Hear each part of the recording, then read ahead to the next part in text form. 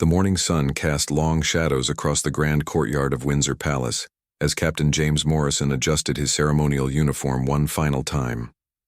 23 years of service had taught him to notice every detail, every person who didn't belong. Today felt different, though he couldn't explain why. The air seemed heavier, charged with an invisible tension that made his shoulders tighten beneath the red wool fabric. Detective Sarah Chen had been tracking Marcus Vale for 8 months. The fugitive killer had slipped through their fingers in Manchester, disappeared in Birmingham, and now intelligence suggested he was somewhere in London. Vale wasn't just any criminal. He was methodical, dangerous, and had a particular hatred for authority figures. 3 police officers and 2 security guards had already paid the ultimate price for underestimating him. The palace security briefing that morning had been routine. Tourists would arrive at 9. The changing of the guard ceremony was scheduled for 11, and the Queen's private secretary had meetings throughout the day. Nothing seemed out of the ordinary, yet Morrison found himself checking and rechecking the sight lines from every possible vantage point. His years of experience had taught him to trust his instincts, and right now they were screaming that something was wrong. Marcus Vale watched from across the street, hidden among a small crowd of early morning joggers and dog walkers. He had spent weeks studying the palace routines, memorizing shift changes, identifying the guards who took their duties most seriously. Morrison was clearly the leader, the one who would react first if trouble arose. That made him the primary target. The fugitive's hands trembled slightly as he adjusted the collar of his dark jacket. Inside the specially designed pockets, his fingers found the cold metal of his weapons. The plan was simple but deadly. Create chaos, target the guards, and disappear into the maze of London streets before backup could arrive. He had studied the palace layout obsessively, knowing every exit, every potential hiding spot, every weakness in their security. Detective Chen received the call just as she was reviewing Vale's file for the 100th time. A reliable informant had spotted someone matching his description near the Palace District. Her heart raced as she grabbed her radio and called for immediate backup. If Vale was really targeting the palace guards, they had minutes, maybe less, before tragedy struck. The first tourists of the day began gathering near the palace gates, their cameras ready to capture the famous guards in their distinctive uniforms. Children pressed their faces against the iron bars while parents shared stories of royal history. None of them noticed the man in the dark jacket who seemed more interested in studying the guards than taking pictures. Morrison's radio crackled with routine updates from the security command center. Everything appeared normal, yet that feeling of unease continued to grow stronger. He found himself unconsciously checking escape routes and defensive positions, habits from his military training that had served him well over the years. Other guards might have dismissed such feelings, but Morrison had learned to listen to his subconscious warnings. Vale moved closer to the palace perimeter, his eyes locked on Morrison's position near the main gate. The guard stood tall and alert, exactly as expected from someone with his reputation. In a few moments, that alertness would be put to the ultimate test. Vale's breathing steadied as he prepared to act, his mind focused on the deadly sequence of events he had rehearsed countless times. The morning routine continued around them, palace staff arriving for work, delivery trucks making their scheduled stops, tourists slowly gathering for the day's attractions. It seemed like any other ordinary day at one of Britain's most famous landmarks. But beneath the surface of normalcy, dangerous forces were about to collide in ways that would change everything for everyone present in those crucial moments ahead. Detective Chen's car raced through the London streets, sirens wailing as she weaved between morning traffic. Her radio buzzed with updates from the surveillance team, but the news wasn't encouraging. Vale had been spotted, lost, then spotted, again near 3 different locations around the Palace District. He was clearly scouting, preparing for something big. The urgency in her voice cut through the static as she coordinated with armed response units, who were still several minutes away. Inside the palace security control room, monitors displayed dozens of camera feeds from around the grounds. Sergeant Williams noticed something odd on camera 7, a man in dark clothing who appeared to be timing the guard rotations with unusual precision. He leaned closer to the screen, trying to get a better view of the suspect's face. The image quality wasn't perfect, but there was something familiar about the figure's movements, something that triggered alarm bells in his experienced mind. Morrison felt the weight of his responsibilities as more tourists gathered near the gates. Families with young children, elderly couples with cameras, and groups of students all pressed, closer for better views of the famous guards. If trouble erupted, these innocent people would be caught in the crossfire. He subtly signaled to his fellow guards, using hand gestures that communicated caution without alarming the civilians. Years of training had prepared them for various threats, but protecting crowds while under attack remained one of their greatest challenges. Vale checked his watch and took a deep breath.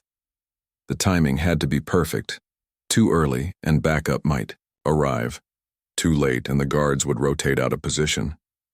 He studied Morrison's stance and noticed how the captain's eyes constantly swept the area, never resting in one place for more than a few seconds. This guard was sharp, experienced, and would react quickly when the attack began. That made him both the most dangerous opponent and the most important target. The Palace Communications Center received Chen's urgent warning just as the morning shift change was completing. Radio operators immediately began alerting all security personnel about the potential threat, but the description of Vale was general: medium height, dark jacket, possibly armed. In a city of millions and with dozens of people matching that description near the palace at any given time, finding him would be like searching for a needle in a haystack. Morrison's radio crackled with the security alert, and his blood ran cold as he heard the description of the fugitive killer. Every nerve in his body went on high alert as he began scanning the crowd with renewed intensity. His training kicked in automatically: identify potential threats, establish fields of fire, prepare defensive positions. The ceremonial aspect of his duty suddenly became secondary to the very real possibility of protecting lives. Vale noticed the subtle change in the guards' behavior. Their casual alertness had shifted to focused vigilance, which meant they had received some kind of warning. He would need to act soon, before their preparation could be completed. His hand moved closer to his concealed weapon as he calculated distances and angles. The element of surprise was his greatest advantage, but it wouldn't last much longer. Tourist guide Margaret Harrison was pointing out architectural details to her group of American visitors when she noticed the tension among the palace guards. Their posture had changed, becoming more rigid and focused. As someone who brought tour groups here 3 times a week, she knew the normal rhythms of palace security. Something was definitely wrong, and she began quietly moving her group away from the main concentration of people near the gates. The morning sun climbed higher, casting different shadows across the courtyard and changing the visual dynamics that both Vale and Morrison had been studying. New hiding spots appeared while others were eliminated, and the constantly shifting light patterns created both opportunities and risks for everyone involved. The beautiful spring weather had brought larger crowds than usual, complicating security, while providing more cover for potential threats. Chen's car screeched to a halt 3 blocks from the palace, the closest she could get before traffic and security cordons blocked her path. She jumped out and began running, her radio in one hand and her service weapon secured but ready in the other. Behind her, armed response vehicles were fighting through the same traffic, their arrival still precious minutes away. In situations like this, seconds could mean the difference between life and death for everyone involved. Vale made his move with deadly precision, stepping forward from the crowd and drawing his weapon in one fluid motion. The black pistol caught the morning sunlight as he raised it, and for a split second, time seemed frozen as tourists registered what they were seeing. Then chaos erupted as screams filled the air and people began running in every direction, parents grabbing children and elderly visitors stumbling in their panic to escape.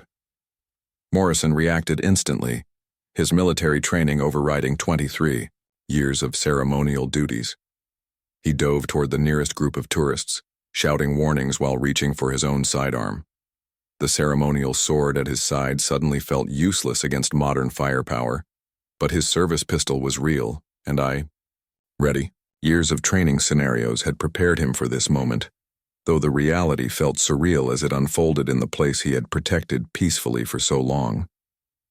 The first shot rang out across the courtyard, echoing off the ancient stone walls, with a sharp crack that sent pigeons exploding into flight. Vale's aim was deadly accurate, but Morrison had moved faster than expected, rolling behind a stone pillar just as the bullet chipped away pieces of masonry where he had been standing. The fugitive cursed under his breath, realizing that this guard was going to be more challenging than his previous victims. Detective Chen heard the gunshot from 2 blocks away, and her blood turned to ice. She spoke rapidly into her radio, calling for immediate medical backup and requesting helicopter support. Her legs pumped harder as she ran through the London streets, dodging startled pedestrians and jumping over low barriers. Every second counted now, and she could hear more shots echoing through the air ahead of her. Inside the security control room, alarms blared as operators watched the horrifying scene unfold on multiple camera feeds. Sergeant Williams immediately activated the palace's lockdown protocols while coordinating with Metropolitan Police Command.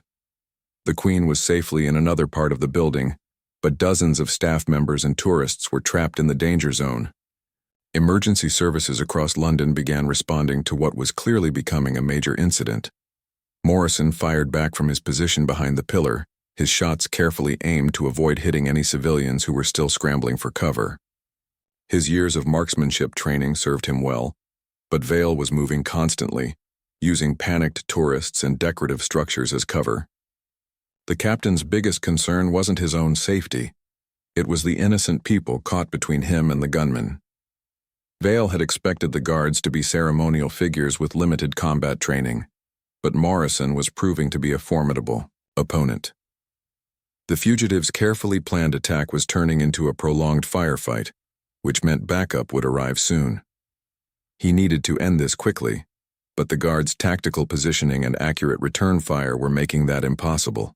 Frustration began to cloud his judgment as his simple plan became increasingly complicated. Tourist families huddled behind whatever cover they could find: park benches, decorative walls, even the thick trees that lined the courtyard paths. Margaret Harrison used her authoritative guide voice to direct people toward the safest exit routes, her knowledge of the palace grounds proving invaluable as she led groups away from the danger. Her calm professionalism helped prevent the panic from becoming a deadly stampede. The other palace guards had taken defensive positions around the perimeter, creating a protective ring while trying to identify additional threats. Their ceremonial rifles were loaded with live ammunition for exactly this type of emergency, though none of them had ever expected to use them in actual combat. The situation was evolving rapidly, and they needed to coordinate their response without accidentally creating crossfire that could endanger civilians. Morrison's radio crackled with updates from the command center, but he could barely hear over the sound of his own heartbeat and the continuing chaos around him. Vale had moved to a new position behind a memorial statue, and the angle gave him a clearer shot at both Morrison and several tourists who were pinned down nearby. The captain realized he would need to draw the gunmen's fire away from the civilians, even if it meant exposing himself to greater danger. Vale's second weapon appeared in his left hand, giving him dual pistols and significantly more firepower. He had planned for various scenarios, including extended gun battles with trained security personnel. The tourists were still screaming and running, creating perfect chaos for his escape plan, but first he needed to eliminate the primary threat. Morrison had proven himself to be exactly the type of competent guard that Vale hated most: professional, brave, and deadly accurate with his return fire. Detective Chen rounded the final corner and saw the chaos erupting in front of the palace gates. Tourists were running in every direction, while gunshots echoed across the courtyard. She immediately spotted Vale behind the memorial statue, his dual pistols making him look like something from an action movie. Her police training kicked in as she began moving tactically, using parked cars and street furniture for cover while closing the distance.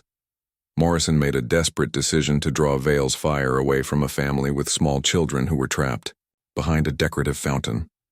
He broke from cover and sprinted across open ground, firing as he moved and shouting to get the gunman's attention. Vale immediately swung both weapons toward him, bullets striking the pavement in sparks as Morrison dove and rolled behind another stone barrier. The palace's ancient walls had witnessed many battles throughout British history, but none quite like this modern firefight playing out in the tourist courtyard. Bullet holes appeared in centuries-old stone as Vale's shots went wide, each impact a small violation of the historical monument. The irony wasn't lost on Morrison that he was fighting to protect not just lives, but also the heritage site he had sworn to guard.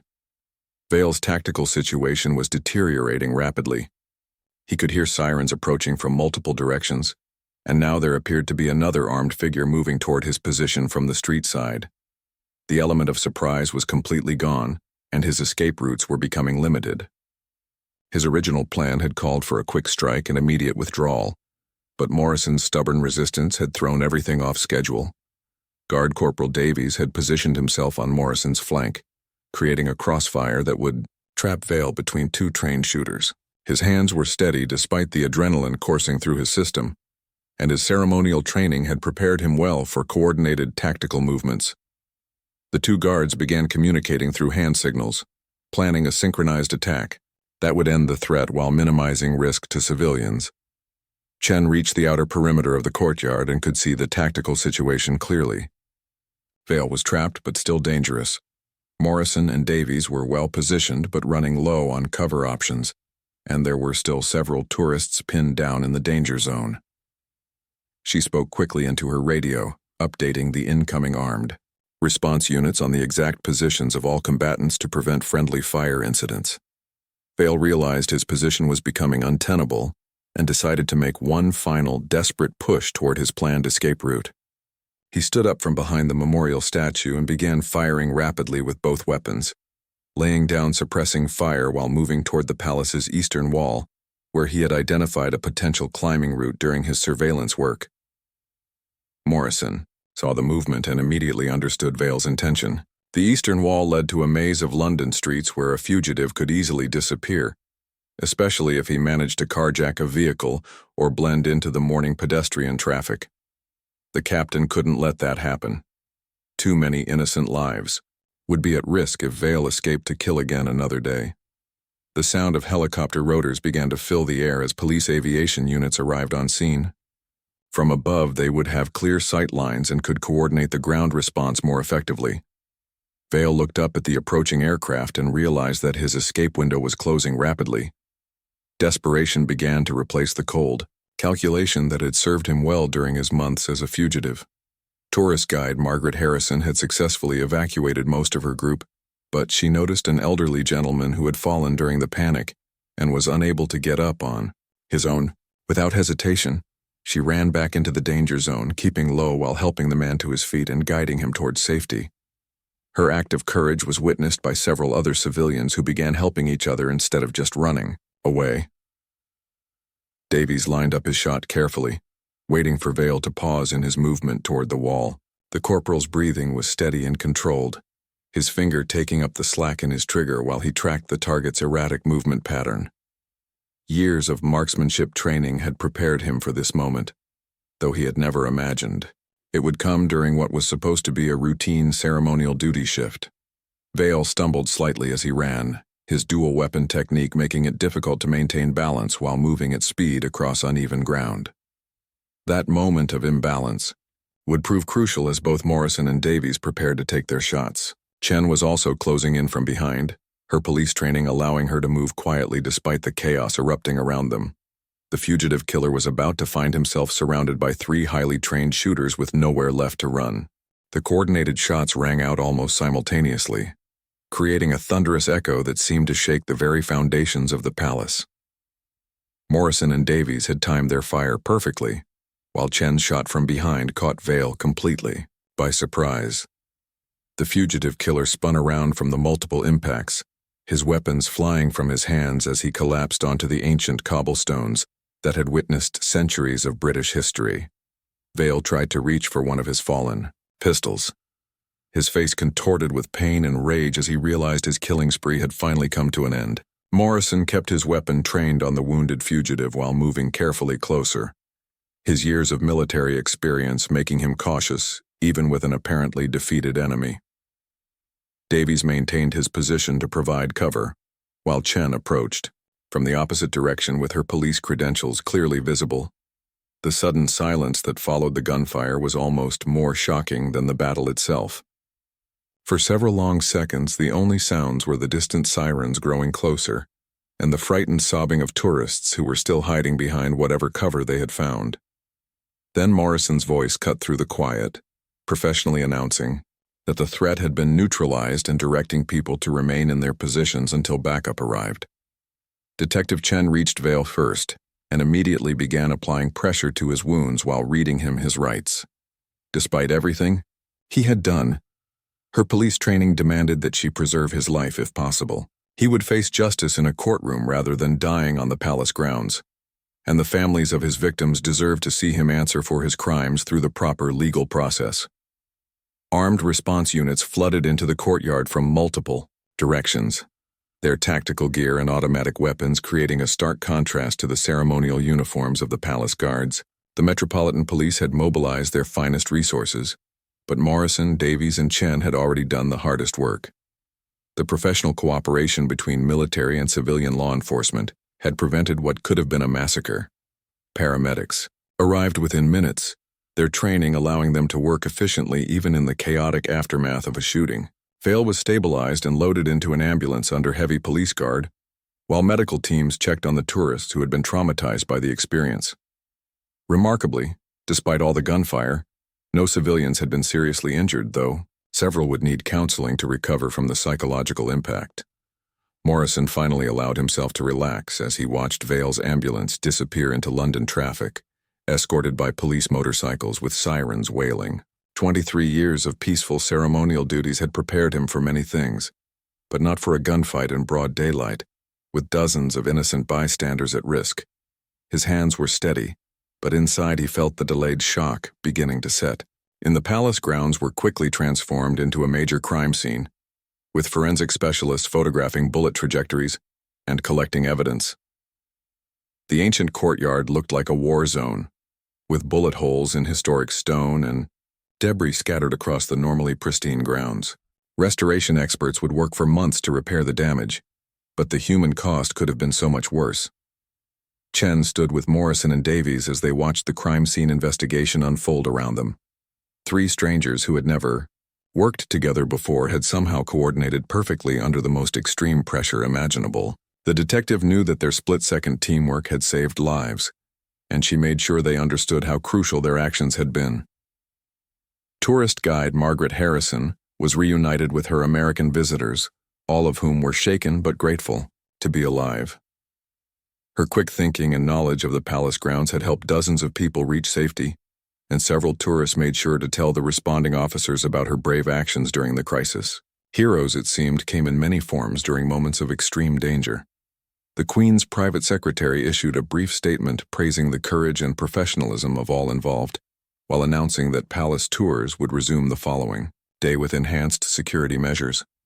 Life would return to normal, but the events of this morning would be remembered as a testament to the dedication of those who protect Britain's most treasured institutions. As the sun reached its zenith above, the palace casting new shadows across the courtyard, the last of the evidence was collected and the barriers were removed. Morrison looked around at the place he had protected for so many years, knowing that it would never quite look the same to him again. But he also knew that when duty called, he and his fellow guards had answered without hesitation, and that knowledge would carry him through whatever challenges lay ahead. 3 months later, Captain James Morrison sat in the Old Bailey courthouse as Marcus Vale was sentenced to life imprisonment for his crimes. The fugitive killer showed no remorse as the judge read out the charges: 3 murdered police officers, 2 dead security guards, and the attempted massacre at the palace. Morrison felt a sense of closure as he watched Vale being led away in chains, knowing that justice had finally been served for all the victims and their families. Detective Sarah Chen received a commendation from the Metropolitan Police for her role in ending Vale's killing spree. The 8-month investigation had consumed her life, but seeing the fugitive behind bars made every sleepless night worthwhile. She had returned to normal duties, though she often found herself thinking about that morning at the palace and how differently things might have ended if Morrison and Davies hadn't been so well trained. The palace grounds had been fully restored, with skilled craftsmen repairing the bullet damage to the historic stonework so expertly that visitors could barely tell where the shots had struck. Tours resumed with additional security measures, including more armed guards and improved surveillance systems. The incident had become part of the palace's long history, another chapter in the story of those who had defended it against threats. Morrison chose to remain in his position despite offers of transfer to other duties. The palace was his life's work, and one violent morning wouldn't drive him away from protecting the place and people he had sworn to serve. His fellow guards treated him with even greater respect, knowing that his quick actions had saved countless lives. The ceremonial aspects of his duty felt more meaningful now, representing centuries of dedication and sacrifice. Corporal Davies was promoted to sergeant in recognition of his courage and tactical skill during the crisis. His precise shooting and coordination with Morrison had been textbook examples of how trained professionals should respond under extreme pressure. The young guard often spoke to new recruits about that morning, emphasizing how their ceremonial duties were backed by very real responsibilities to protect innocent lives. Tourist guide Margaret Harrison received recognition from the London Tourism Board for her heroic actions in evacuating civilians during the shooting. Her knowledge of the palace grounds and calm leadership had prevented panic from turning into tragedy. She continued leading tours, though she now included a brief mention of how ordinary people could become heroes when circumstances demanded extraordinary courage. The American tourists from Margaret's group stayed in touch with each other, forming friendships forged in crisis. Several returned to London the following year, specifically requesting tours with Margaret and making donations to charities supporting victims of violence. Their experience had been traumatic, but they chose to honor it by supporting others who had faced similar dangers. Vale's capture closed multiple unsolved cases across England, bringing peace to families who had waited months for justice. The forensic evidence collected at the palace helped prosecutors build an airtight case that ensured he would never walk free again. Prison officials placed him in solitary confinement after he made threats against the guards who had stopped him, but his words carried no weight from behind bars. Chen often walked past the palace during her off-duty hours, remembering that morning and feeling proud of what they had accomplished together. The coordination between police and military personnel had worked flawlessly, proving that Britain's security services could respond effectively to any threat. Her supervisors used the incident as a training example for other detectives dealing with dangerous fugitives. The palace security team implemented new protocols based on lessons learned from the attack, including improved communication systems and enhanced tactical training for ceremonial guards. Morrison worked closely with security consultants to identify vulnerabilities and strengthen defenses while maintaining the open, welcoming atmosphere that made the palace such a popular destination for visitors from around the world. A year later, Morrison was invited to speak at a law enforcement conference about crisis response and civilian protection. His presentation was well received, and several countries requested copies of the tactical protocols developed after the incident. The palace guard, who had started his career protecting a ceremonial post, had become an international expert on security matters. Life returned to normal at the palace, with tourists taking pictures and children pressing their faces against the gates just as they always had. The guards maintained their traditional duties while remaining vigilant for any signs of trouble. Morrison continued to trust his instincts, knowing that experience and preparation were the best defenses against future threats. The ancient walls had witnessed another chapter of history, and those who protected them had proven themselves worthy of the trust placed in their hands.